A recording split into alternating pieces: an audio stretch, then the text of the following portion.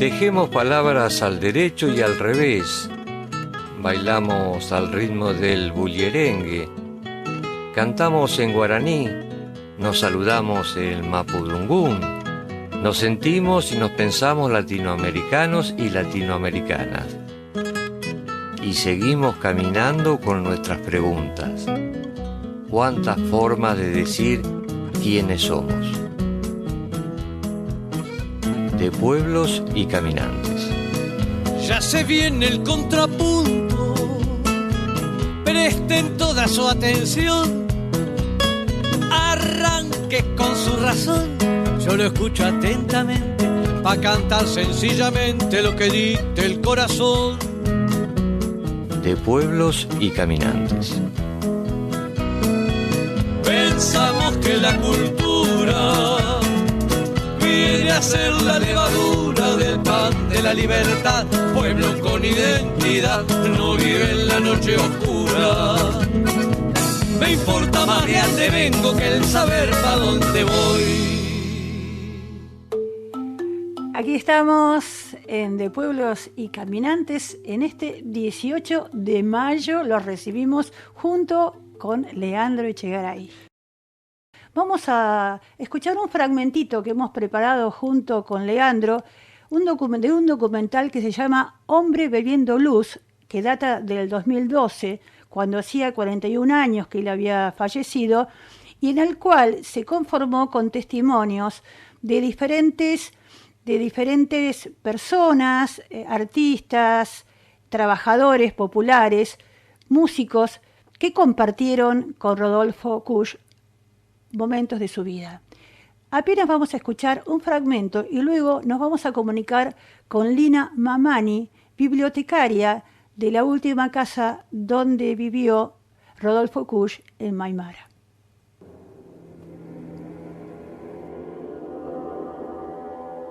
Pachacama Pacainimpa, Puchun Ichaca Allin, Tucuymapa, Pacainin Iskay Chaca Can, Kai, Iskay Kawachinata Apera, Causanapa, Pachacamachinimpi, Kaaichis Orco Inata, China Inatapas, Pachata Tantarichispas, Iskay Atuchaj Ka Wana Ka Irampa, Raunakunata Anajpacha, Maipi Tukay Kamachej Tian, Jurimpacha Kay Pachapas, Alpaina, Jurimpacha Kay Aypapas.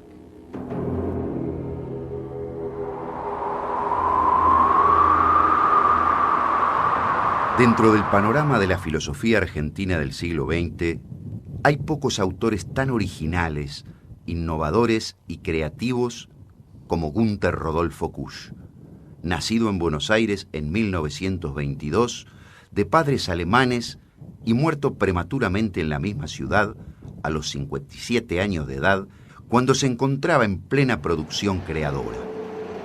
Pero lo hecho y publicado hasta allí constituye mérito suficiente para ocupar un lugar destacado dentro de aquellos intelectuales argentinos que contribuyeron a pensar y expresar nuestra identidad nacional.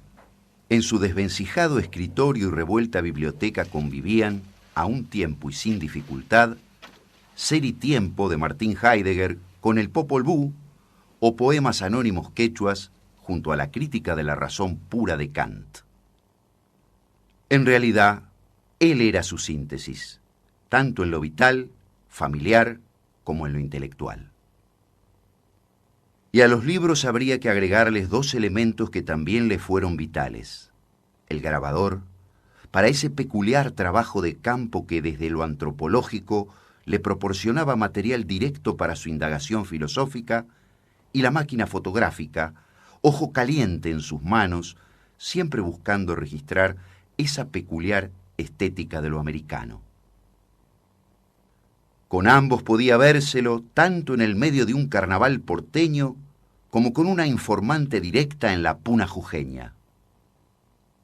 Y siempre bien aceptado, siempre sabiendo cómo, cuándo y dónde preguntar, a pesar de ese pelo rubio engominado y esos ojos azules que de entrada lo delataban como el gringo. Porque sabía muy bien que lo esencial era participar y entregarse a lo popular, antes que la fría mirada del turista o del arqueólogo académico. En marzo de 1976, la dictadura oligárquico-militar genocida decidió que Kusch y muchos más sobraban en las universidades argentinas. De allí en más se inició su exilio interno. Nuevamente fiel al llamado de la tierra y sin fortuna personal alguna, se refugió en una humilde casita de Maimará, en plena quebrada de Humahuaca. Hoy, cuando una globalización homogeneizadora nos quiere a todos iguales a los fines del capitalismo salvaje, cuando un modelo económico sojero, agroexportador y extractivo convoca a unificar las luchas por tierra y territorio, y parece más oportuno que nunca recurrir al saber ancestral de los antiguos custodios de la Pachamama, nos preguntamos, ¿dónde está la herencia de este gringo que se atrevió a indagar en un pensamiento propio a contrapelo de las usinas internacionales? ¿Por qué afrontamos el presente prescindiendo de su legado? ¿Por qué no pertenece a todos este nostramericano? Escuchamos un fragmento del comienzo del documental Hombre bebiendo luz, un documental dirigido por Jorge Falcone, y estamos escuchándolo junto a Lina Mamani desde Maimara. ¿Cómo estás, Lina? Hola, buenas tardes a todos. Qué lindo. ¿Cómo anda por ahí? Y por acá estamos con mucho gusto de escucharte, de traer el recuerdo de Rodolfo Kusch, de que vos nos cuentes qué actividades haces en la biblioteca, cómo es la casa. Aquí hay quienes me han dicho que han estado en Jujuy, en Maimará, y no han sabido que estaba la biblioteca. Así que esta es una buena oportunidad. Ah, buenísimo, sí. Bueno, yo estoy trabajando desde el 2015, un poco antes, 2014 tal vez, en lo que digitalizando el archivo y todo lo que era el archivo y la biblioteca, ¿no? de Rodolfo. Eso es. Uh-huh. Y el cuidado de la casa, por lo que vimos algunas fotos, está tal cual, ¿no? Más o menos como él, como su esposa, ¿no? Elizabeth la tenía.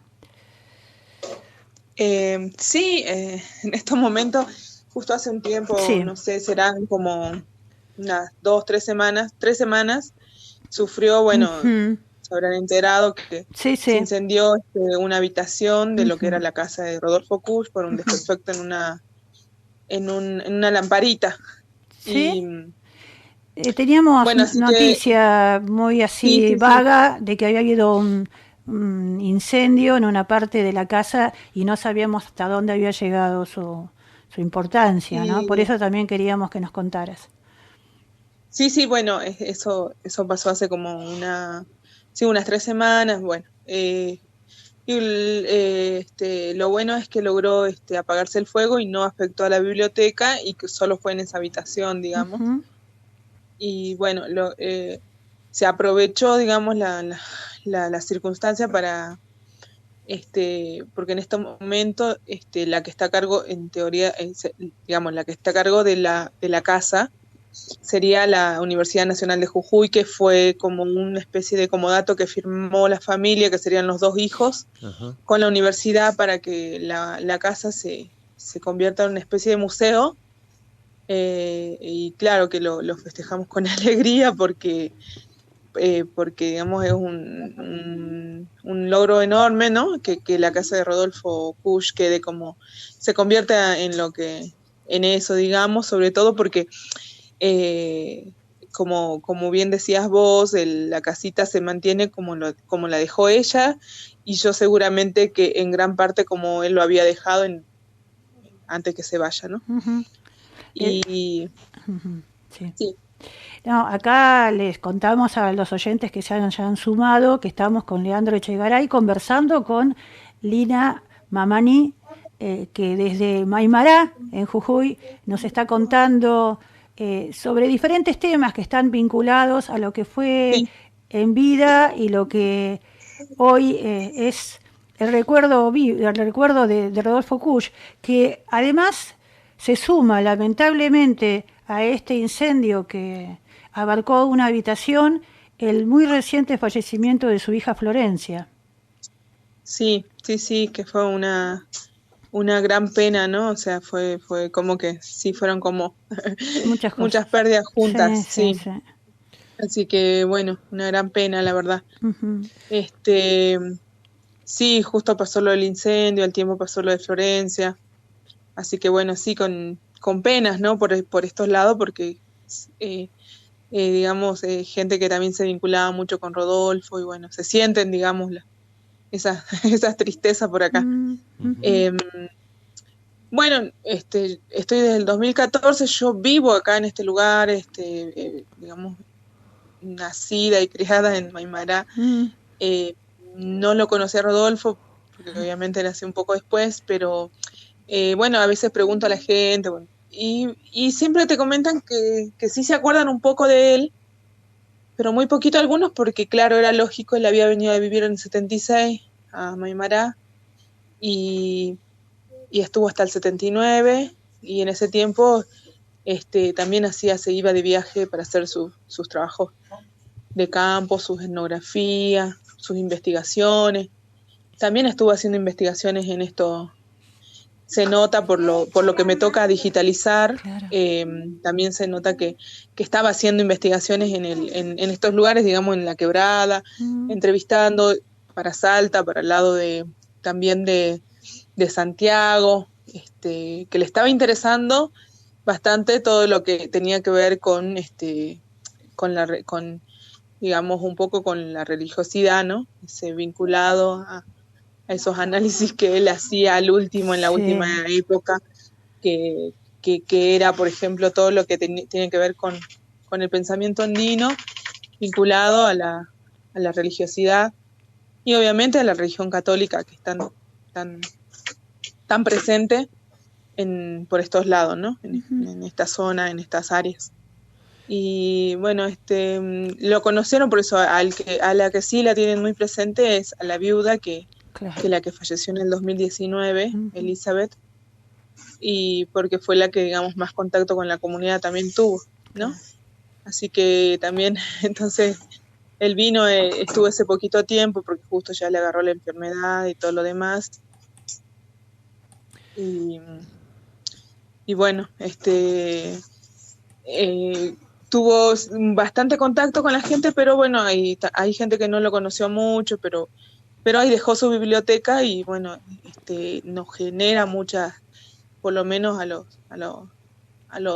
gente del pueblo, nos genera como esa curiosidad de saber quién había sido Rodolfo Kusch y por qué está tan presente digamos, en el mundo académico, en el mundo y no académico también, que te comenta que lo leyó y que les impactó y que les quedó como muy marcados sus textos. Entonces, y te preguntan y te consultan cosas más bien sobre eso, y la verdad que bueno, con esa intriga también yo llegué a ese lugar.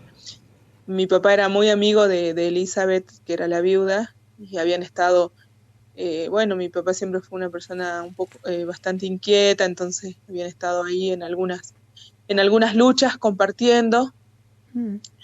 Y yo la conocí a ella desde que era muy chiquita, o sea, yo me acuerdo desde que tengo uso de razón de quién era ella, los hijos y todo. Así que bueno, siempre había un cariño. Entonces cuando llegué ahí, digo, yo también quiero saber quién fue Rodolfo Kusch. Entonces llegué también con ese interrogante, y la gente del pueblo se pregunta, digamos, quién había sido Kusch, y la verdad que es para mí es un lugar muy no sé cómo decirles, un lugar muy fuerte, ¿no? Estar en ese lugar es muy fuerte, y cada vez que uno por ahí está digitalizando y chusmea sin querer un documento, y dice tantas cosas que uno por ahí dice, qué bien lo que escribía y lo podía, no sé si interpretar o visualizar o realmente lo que nos pasa muchas veces, lo que pasa por estos lados. Y era una persona así como que yo sentía que sí, que como que todo lo que dice es así, digamos, ¿no? Y sentimos y a veces yo pienso, esto lo habrá escrito en los 70, antes, en los 60. Digo, cuando también la sociedad era muy distinta y también me imagino que la academia era muy distinta, entonces, qué adelantado que fue, eso pienso a veces, ¿no? O sea, que está tan vigente sus textos, pienso que esa luz que él tenía, no sé, como a veces pienso en ese lugar también. En algún punto, en algún punto la academia sigue siendo similar a lo que fuera en vida de Rodolfo Kusch. Me parece, sobre todo, digamos, cierta ortodoxia de la academia sigue manteniendo esa ortodoxia, valga la redundancia. Estaba pensando, mientras hablabas de que, bueno, hace 8 años que entraste allí en la biblioteca y te has puesto a trabajar en lo que es el archivo, que más allá de los libros, imagino que debe contar con un montón de cosas, como estabas contando un poco.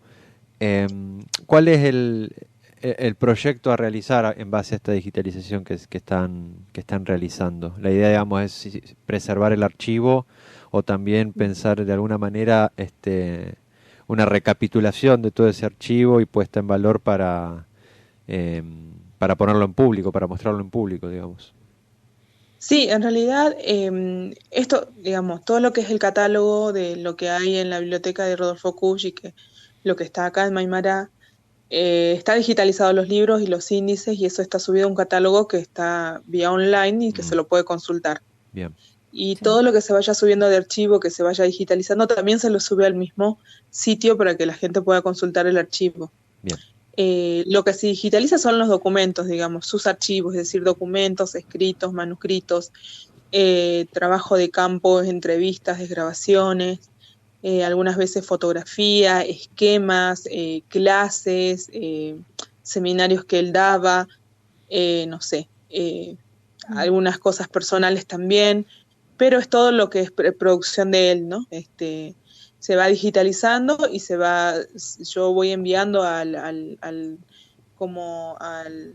centro, allá a Buenos Aires, lo que se encarga de hacer, hacen como una sistematización también y a la vez lo pasan a PDF, las imágenes que les mando sobre cada documento, y eso se va subiendo también para que no sea tan pesado, se lo va subiendo a la web, ¿no? Y entonces se puede consultar gratuitamente, obviamente, desde ahí, desde ese lugar, que si quieren en algún momento lo paso, pero si no, de todas maneras, lo pueden buscar a un TREF, claro. Desde la web, en cualquiera, y también está en Facebook, están en las redes sociales también están. Y ahí, bueno, como es una universidad que también tiene otras bibliotecas a su cargo, bueno, ahí también en una de esas las pestañitas están las bibliotecas y los archivos y pueden consultar ahí y ver qué libros y qué obras están en la biblioteca. Hay más de 3.000 libros, digamos, bibliografía que él usaba, claro. ¿no? O sea, algunas sí son sus bibliografías, que serían como las obras originales, las publicaciones originales, Sí. pero muchos son libros que él leía, que usaba, muchos libros que están con sus anotaciones, marcados por él, muchas fichas bibliográficas también dentro del archivo, fichas que en el que, no sé, yo creo que categorías que él tenía para hacer sus análisis, después relacionados también con trabajo de campo, porque ahí veo yo que, no sé, de pronto le interesaba algunas afirmaciones que estaban en quechua o algunas, no sé cómo les puedo decir, algunas palabras, rituales, escritos en quechua, en aymara o en lo que él haya entrevistado a las personas o haya relevado. y veo que hace sus categorías, piensa por ejemplo, en Pachacuti, y piensa todo lo que se había, hace poco, por ejemplo, había visto uno de esos, una de esas categorías, de esos análisis, ¿no? Y entonces, bueno, digo, qué loco, porque no solo es que lee el archivo, que lee el documento, que lee sus libros, que lee sus obras o las obras que venían, sino las entrevistas, algunas fotografías que él hacía, qué rituales se relacionaban con eso, algunas observaciones que él tenía sobre eso. O sea, era como una cosa bien completa, porque yo también ahí pienso, ¿no? A veces voy, siento, digitalizo y digo, bueno, él no solo estaba sentado acá, escribiendo, leyendo y escribiendo o pensando, sino que hacía mucho trabajo de campo. Claro. Y a la vez también pienso en lo que debe haber significado, porque incluso ahora que tenemos mucho turismo acá en La Quebrada, es como que estamos un poco más abiertos porque tenemos un poco más de práctica, ¿no? Pero por lo general es como en nuestro modo de ser es muy cultural, ¿no? Somos como muy, no sé, muy callados, por ahí enseguida nos cuesta mucho hablar. Es un modo que tenemos, ¿no? Una forma justamente de lo que vida. Estábamos refiriéndonos a esto de que cómo él lo define, refiriéndonos a esas otras categorías que él va abriendo al estar, ¿no? Al estar siendo, como le llamaba a él, que son esos tiempos de vivir que son propios del poblador de andino, ¿no? Pero andino sí, no solamente andino. El indígena, sino todo aquel que es poblador de la zona, que también se le encarna esa forma de estar, de pensar, de hacerse parte, ¿no? Sí, yo el otro día pensaba, bueno, yo tengo mi pareja que él es de Tilcara, pero de muy chico se fue a vivir a Buenos Aires con sus padres y bueno, y ahora está viviendo de nuevo acá. Y no sé, el otro día estábamos ahí, entonces yo le hablo despacio, ¿viste? Le digo, sí. Y él me habla muy fuerte, y él habla fuerte, y entonces, ¿viste? Entonces yo le digo, no hable fuerte. Después yo sola me analizo y yo le digo, no, habla como yo, o sea, habla despacio. Él dice, no, pero yo no siento que hable fuerte. Él me dice, sí, yo no siento que hable fuerte. Digo, sí, hablas muy fuerte. Y era como, estamos hablando nosotros, o sea, había otra gente y todo, pero es como, pensaba en lo que en lo que estaba escuchando del hombre y su comida, el hombre y su alimento, en cómo nos predisponemos para comer, uno come para uno, y es como que lo hace así para uno, como que hay un vínculo con nosotros mismos, con nuestra comida. Y yo me pienso así también cuando hablo, ¿no? Es como que yo hablo y es como que yo hablo con el otro y como que hay una cosa, como le digo, no hablé fuerte, no sé, bueno. Y cuando vamos a veces al restaurante y vemos como sí, como vienen gente de otros lados y ellos como que sí, es como se habla fuerte, se habla como más, como que nosotros como y observamos eso y como que no hablamos mucho, somos callados. A veces yo me analizo misma yo, digamos, cómo somos y ante los otros, ¿no? Entonces exacto. También yo pensaría en que digo, qué difícil que debe haber sido para él también lograr esos vínculos y lograr esa confianza para que después esos entrevistados puedan comentarle y sacar tanta información, porque todo lo que él, digamos, un poco lo que voy escribiendo, porque tampoco lo lee, digamos, soy una cusiana, solamente que estoy digitalizando y de ahí puedo ir pensando algunas cosas, pero no sé, digo que difícil que debe haber sido, porque bueno, como ustedes decían, un gringo alto, blanco, ¿no?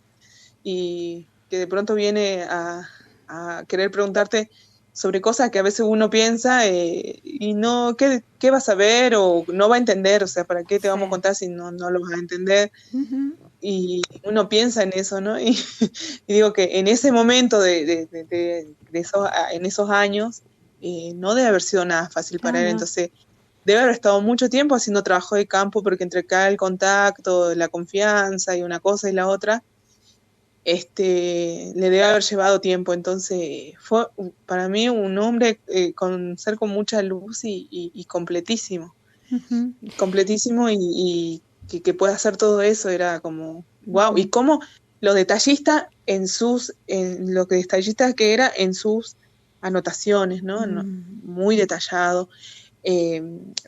Pareciera que pensaba en muchas cosas, en categorías, lo relacionaba con otro, hacía unos dibujos hacía solo sus dibujos. En unas cosas que vi, por ejemplo, yo digo, ¿qué hizo acá? Porque no entendía.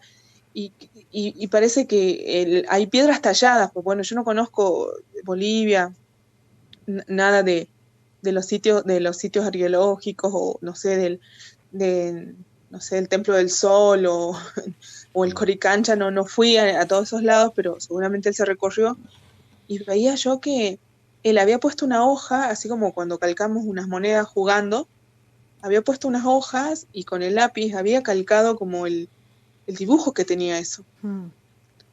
Porque capaz que la fotografía tampoco era tan de buena calidad en esa época, intentaba hacer algunas fotografías, pero había calcado los dibujos para después interpretarlos, porque los interpretaba, quería saber qué habían querido hacer, y estaba pensando en todas esas cosas, ¿no?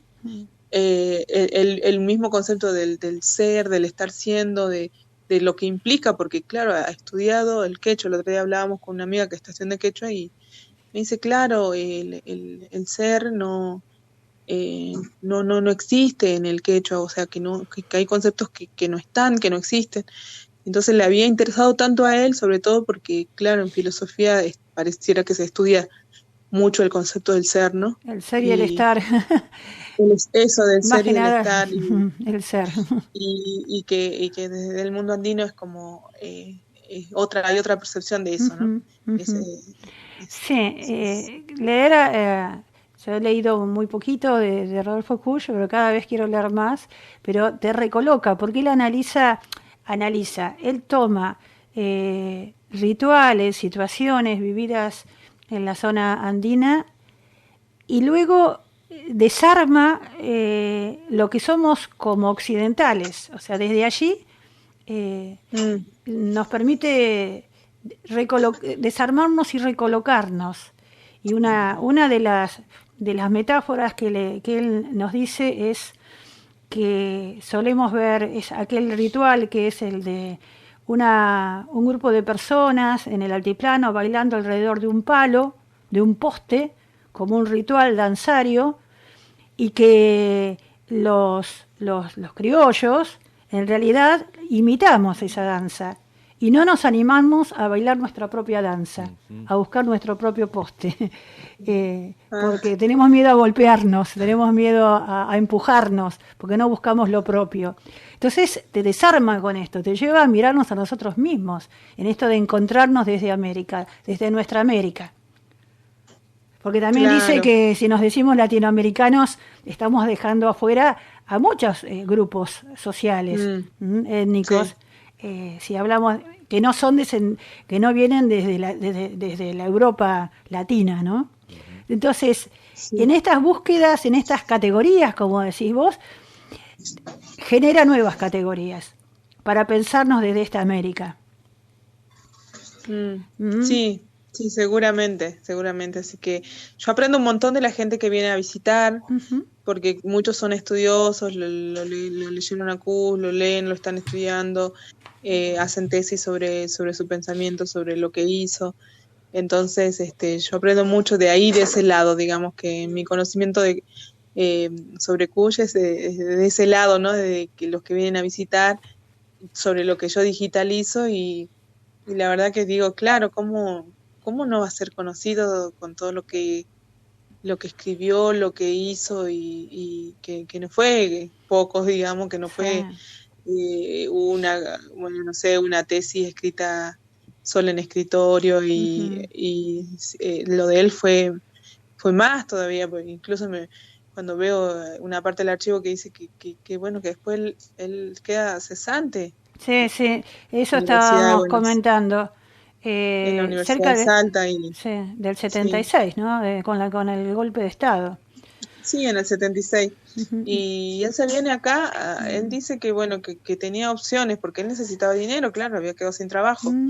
Entonces era como hipotecar el departamento que tenían en la calle Cangallo, que todos me dicen que es que ahora es la avenida Presidente Perón, creo.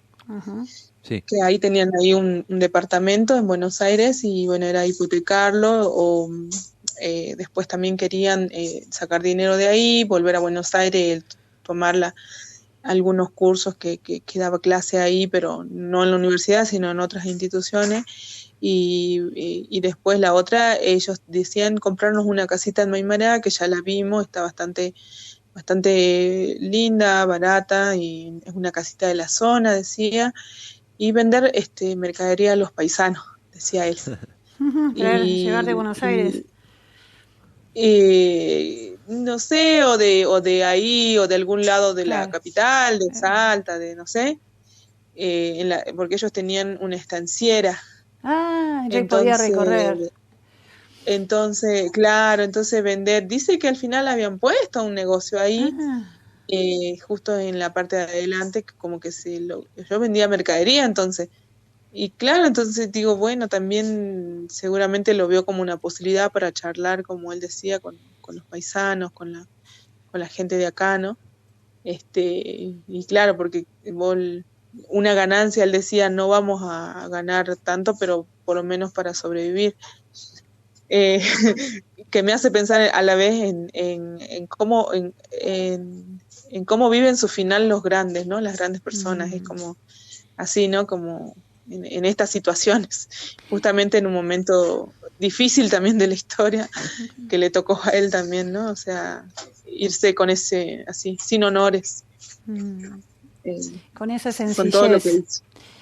Y todo esto que estás contando de sus últimos años, sus últimas formas de subsistencia, debe haber quedado en la memoria de la gente, ¿no? Como si... Sí, algunos sí lo recuerdan, obviamente, como sí, que había puesto el negocito ahí, que habían logrado vender algunas cositas.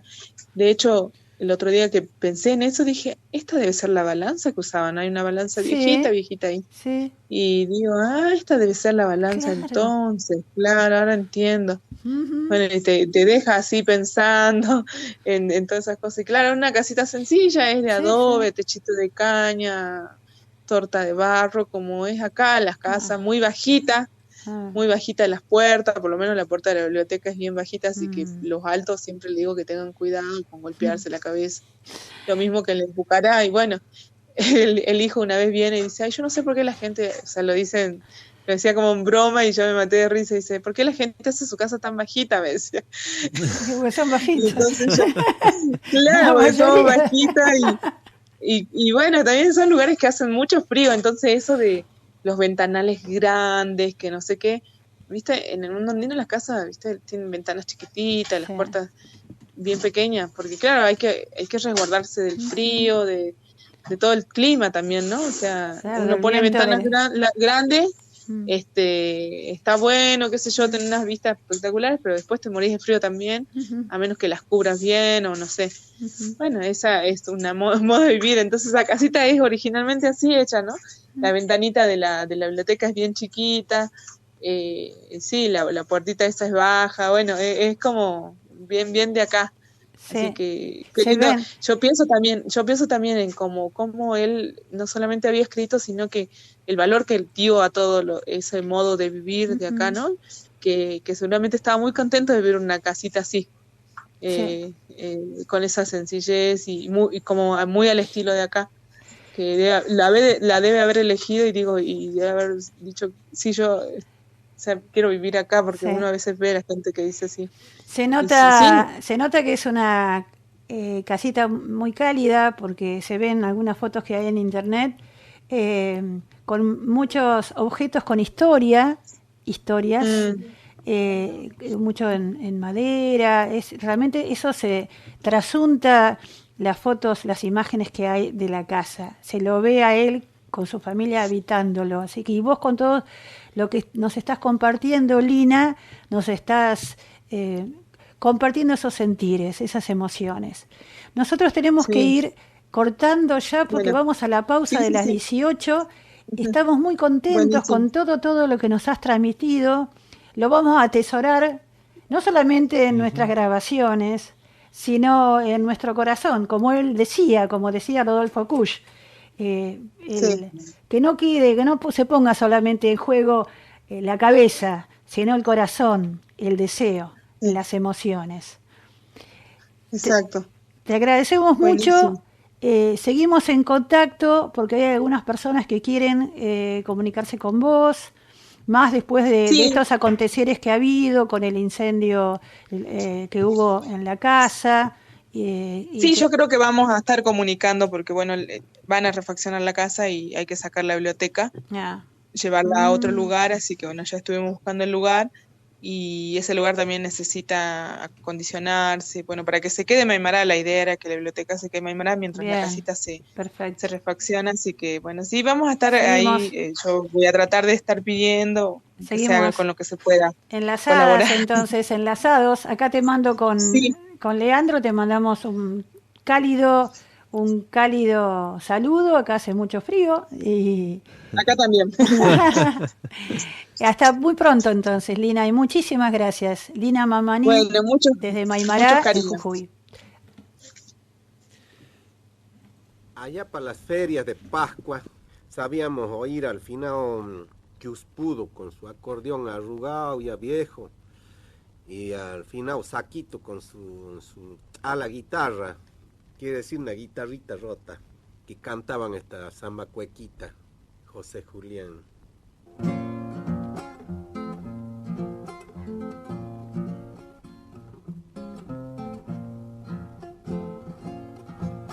Arrope y tuna y miel de caña, y el que no tenga prienda que se dé maña, José Julián.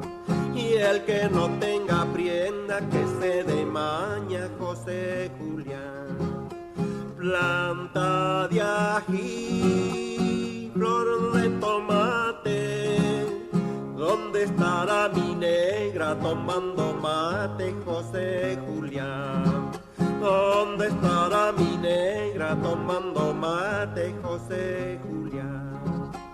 Planta y romero, palo y mortero, y antes de hacerte chivo te hago cordero, José Julián.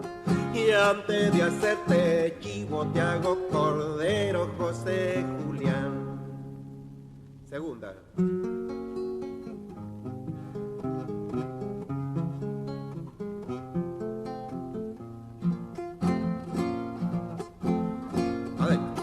Aceite y vinagre, vinagre y aceite, y el que no tenga barba que no se afeite, José Julián. Y el que no tenga barba que no se afeite, José Julián. Planta de ají, flor de cebolla, ¿dónde estará mi negra raspando loya, José Julián? ¿Dónde estará mi negra raspando loya, José Julián? Planta y romero, flor de mortero, y antes de hacerte chivo te hago cordero, José Julián. Y antes de hacerte chivo te hago cordero, José Julián. Escuchamos desde Jujuy a Anastasio Quiroga con esta cuequita, La José Julián. Entre tu pueblo y mi pueblo hay un punto y una raya. Nos volveremos a encontrar para escuchar historias de lucha, de sueños y resistencias de nuestros pueblos el próximo miércoles de 16 a 18 horas en De Pueblos y Caminantes. Punto vía cerrada. La raya dice no hay paso, el punto vía cerrada. En De Pueblos y Caminantes. Y así entre